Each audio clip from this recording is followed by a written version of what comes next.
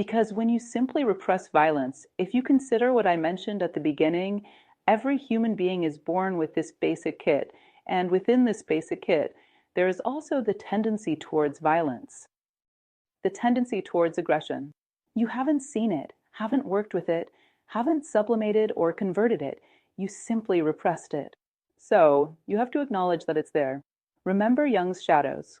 If you don't face it, if you turn your back on it, it will dominate you at some point. In a dojo situation where a person finds themselves cornered, violence springs forth without any control, because they never tried to control it. So, it's an absolutely chaotic element, and dangerous sometimes. And it happens, sometimes more abruptly, in people who showed it the least in normal situations. In other words, it was there, latent, waiting for an opportunity to manifest. So, there is no one devoid of it. There are those who see and master it, and those who do not see and are mastered by it. And training is not education. I've mentioned this many times in other lectures, but I really like this idea. Therefore, I repeat, moral consciousness is different from moral conditioning. Conditioning is don't do it with a whip, with repression. Consciousness is don't do it because of that. Understand the consequences of internal and external harm. Realize that this is not human, that it doesn't lead you to your place in nature. So I understand, and as an act of understanding, I no longer identify with it. This is moral consciousness, solid as steel. Moral conditioning, depending on the impact you make on it. It breaks. It's like a dam that breaks. You know what happens. It's a big mess. Well, culture, he will say, is a fundamental element because it's like a great formation of character. Character formation happens within your home, family, and also within your home, the state. Many elements of culture, when it is genuinely culture, aid in the conscious control of human violence. Now, when we have a culture that is like a poorly formed character, it releases these elements. Culture comes from the Latin verb colere, which was about tending to the growth of plants, sharing the same origin as agriculture. And this colere, or culture, worked simply with one idea, of knowing how to plow the earth, place seeds inside, and cultivate it. In other words, imagine that culture would have to do this. Plow the land of human nature, plant seeds of human values, and nurture them so that these seeds can bloom and come to light. In other words, culture should cultivate what man understands better.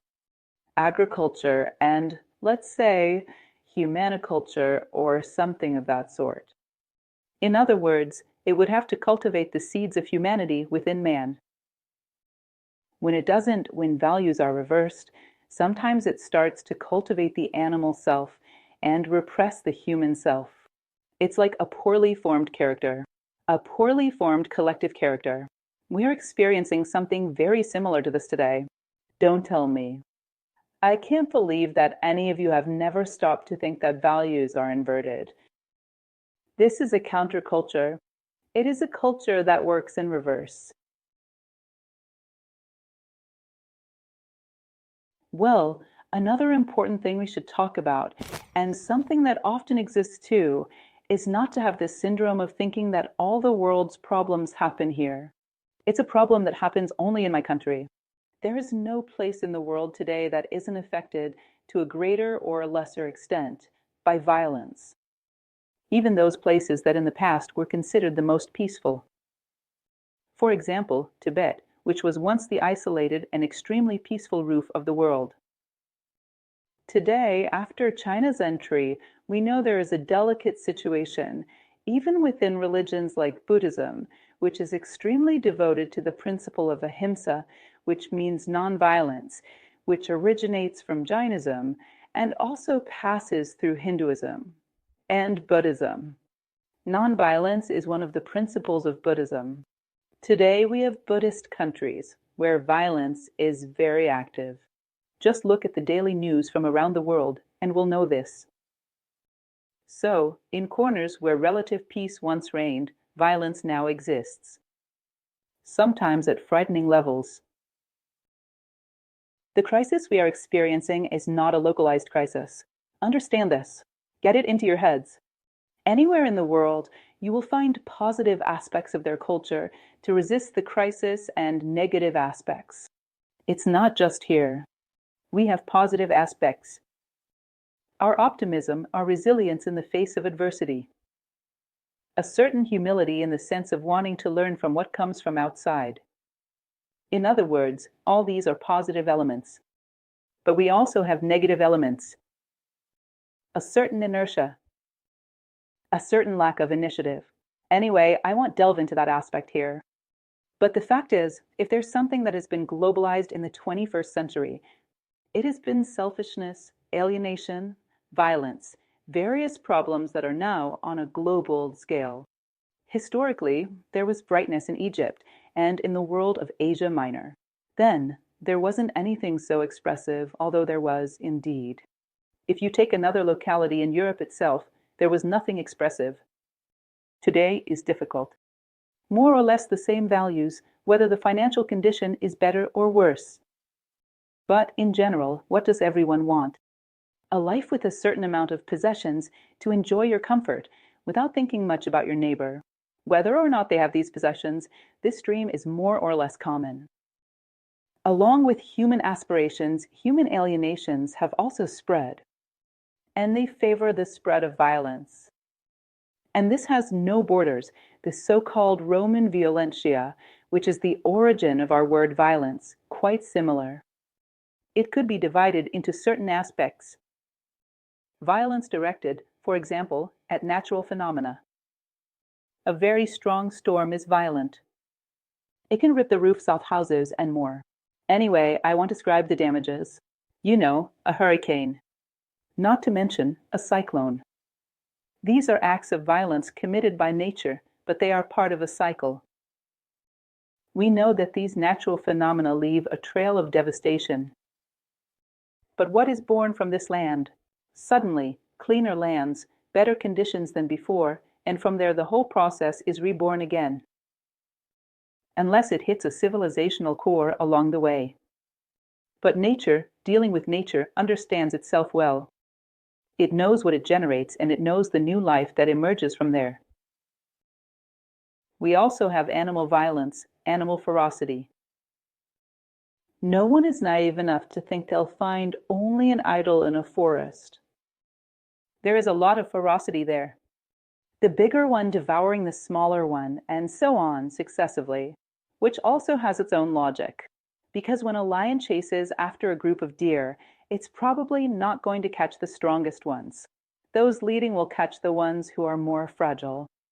Perhaps the sick ones, who are already possibly at risk of infecting the group with their illness. In the end, it purifies the group, allowing it to become faster. Younger, with more ability to defend themselves. And there's also a limit. A lion with a full belly doesn't hunt anymore, at least not in the following days, on that day or the next. So, everything follows a certain cyclicality, a certain law of nature. The next form of violence is what we call human vehemence. What in Greece was called hubris. Normally, it was the furies that occurred. To Hercules, which happened to many others, generating a series of trials, a redemption of those committed errors. The redemption of Hercules' madness was the 12 labors. In short, this hubris, this lack of control, this human excess, is already a more complicated type of violence.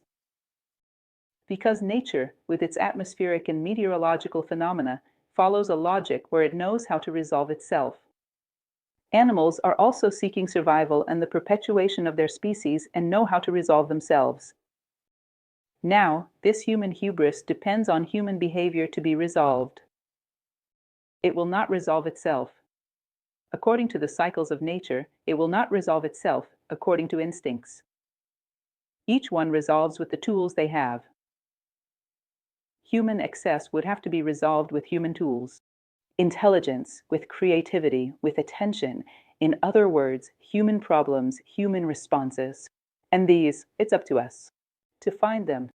We are the ones who must find the right tools and answers for our problems. It is an individual achievement, an individual merit.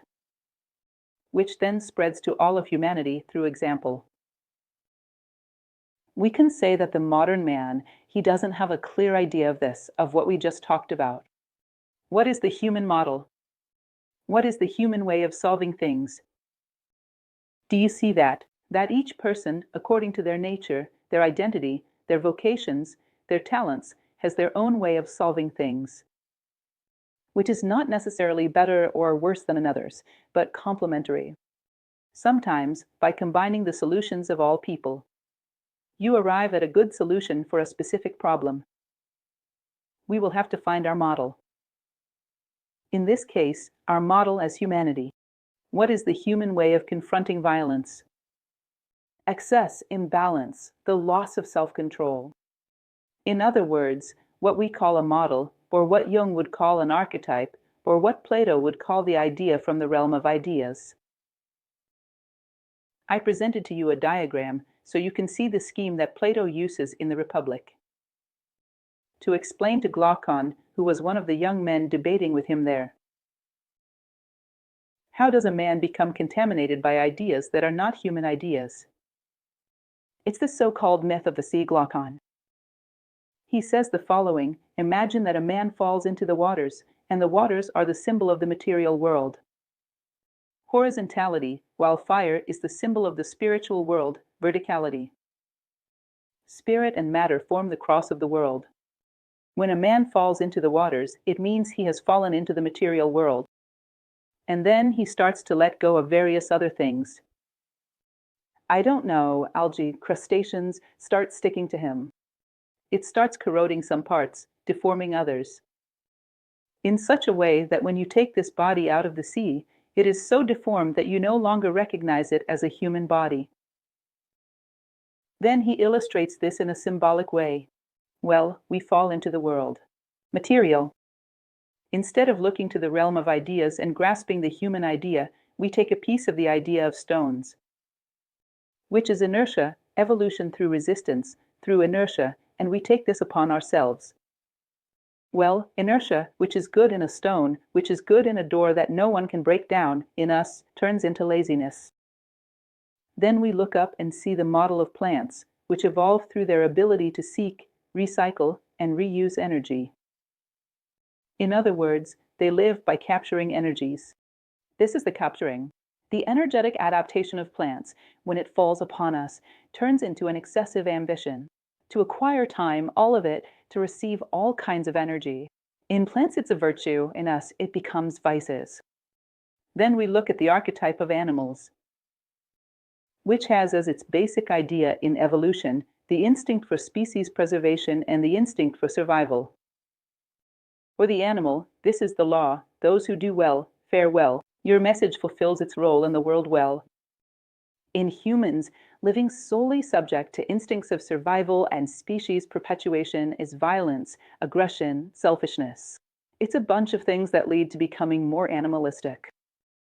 And take a little bit of the human archetype, which consists of generating values, virtues, and wisdom, approaching this humanistic ideal and occupying your space. So, a little bit of everything, and it becomes deformed, like a Frankenstein. So, knowing how to find the human way to solve things, that's so original. You'll see that today the topic of violence is widely debated. And, in general, we fall back on alternatives that are inherent to animal nature. It's very difficult.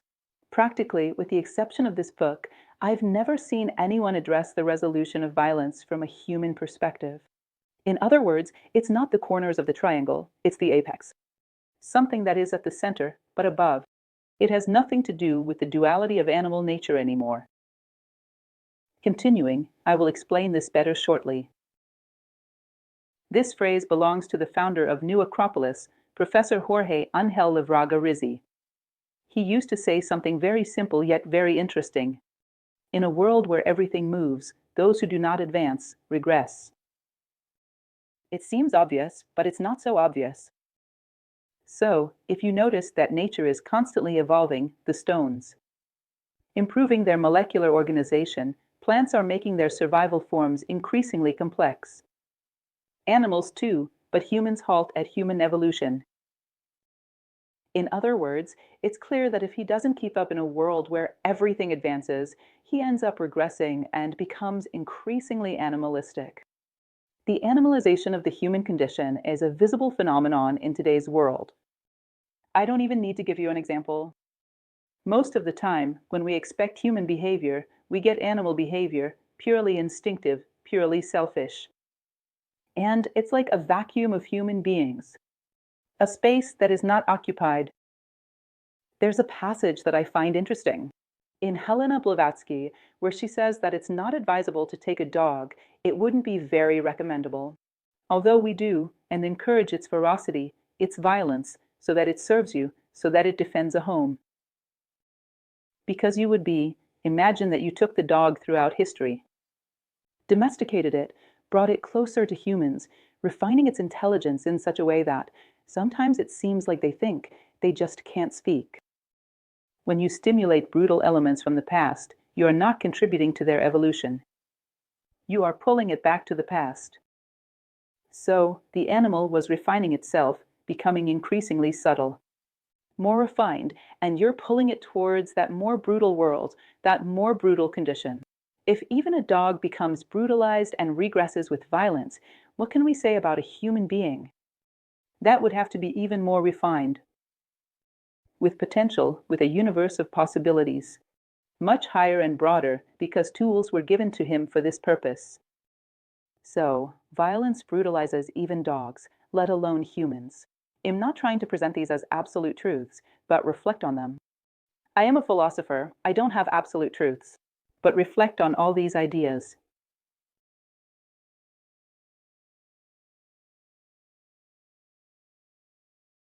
New Acropolis offers you a proposal to build and deepen your worldview.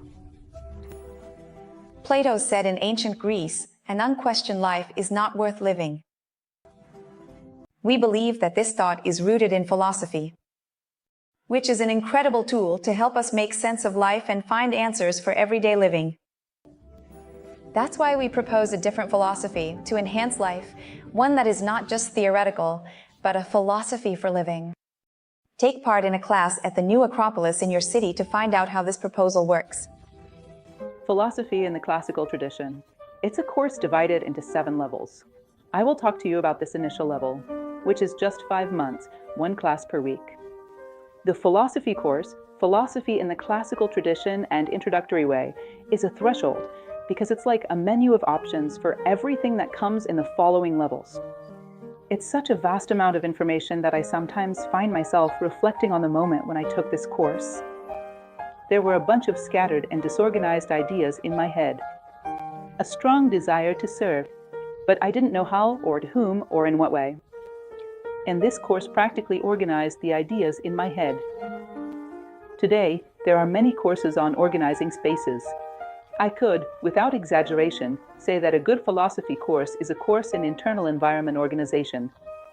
Take all those best dreams of yours, those best intentions that were still alive and shouting inside you before society stifled them, and give them order. It gives you direction and ability to realize your dreams, plan the path, and use the tools of those who came before us, who also walked this path. In other words, it amplifies, it elevates your dreams. That, for me, was truly a threshold. All these years at New Acropolis, it's been 31 years that I've been with New Acropolis. They were wonderful, but particularly those initial 5 months. It was such a large load of information that, at the same time, transformed into knowledge. And they came to shape my life. That today, sometimes, it's even a bit difficult to imagine how to think about the world without using these tools. How I used to think about the world without using these tools. They are tools that come from far away, from various thinkers. Throughout history, those who knew how to respond to life circumstances knew how to live and left that as a legacy. And it's incredible that we don't gain. It's incredible that we don't turn to the past to learn from those who knew how to live. New Acropolis is present in 60 countries across 5 continents and maintains over 400 branches. Do you know how a New Acropolis school is born in your city? How does a branch of the New Acropolis school emerge in various parts of the country and the world? It'll tell you how it happens. a person who is a student at one of our schools. A student with some seniority and mastery of the content begins a training process to become a teacher. After becoming a teacher and performing well in the classroom, if this person is interested, they can move to a city where there isn't a school yet and start the process of opening a new branch. In other words, it's an initiative of the person who wants to do it, as long as they are prepared for it. Be considered by the school as prepared for it. Now imagine, a person who does this usually has to first change their entire survival setup to this new city. New Acropolis does not pay. It is volunteer work. Do they get a job there or transfer their job? Rebuilds their life, meaning they set up a home. If they have children, they find schools for them. It's an entire life infrastructure that is completely transformed. By this person's initiative, they go because they want to, because they ask to go. Why? Because they believe that there are potential philosophers in that place. People in need of the kind of ideas we have to share. So, when you see a small school starting, because it always starts very small, a small room with some plastic chairs and a flip chart, and that's a new school. You are there inside. There is a person who changed their entire life to do that work and did it voluntarily. They did it on their own initiative. Therefore, I would like to sincerely thank all of you when you write to me and say, "Professor, I really like your work. I would like to take the course, but only if it were with you." I think it's a gesture of kindness and am very grateful. But understand that this person who has a school near you has transferred their entire life to that place because of you.